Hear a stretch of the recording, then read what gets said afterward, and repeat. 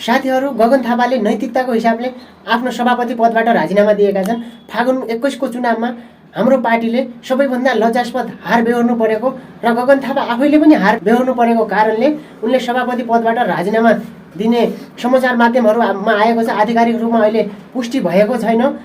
अनि यो काङ्ग्रेस लज्जास्पद हार्नुको कारण चाहिँ हिजोका दिनहरूमा के गर्यो भन्ने कुरा हामीलाई पनि थाहा छ, दुनियाँलाई थाहा छ होइन।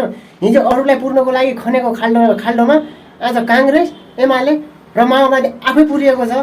हिजोको दिनमा अरूलाई लखेट्ने आज आफै लाज मर्दो नतिजा ल्याएर बसेको छ।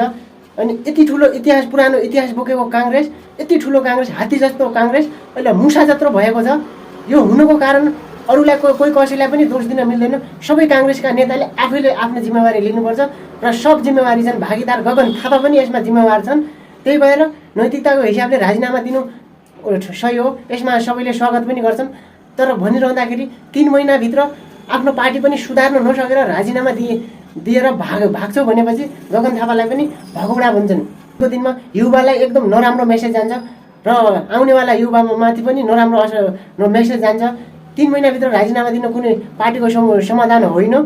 यदि सकिन्छ भनेपछि राजीनामा नदेऊ, आफैले जिरोबाट सुरुवात गरेर काङ्ग्रेसलाई जहाँ पहिला काङ्ग्रेस थियो त्यहाँ पुगेर देखाऊ। मलाई चाहिँ यही लाग्छ। साथीहरू, तपाईँलाई के लाग्छ?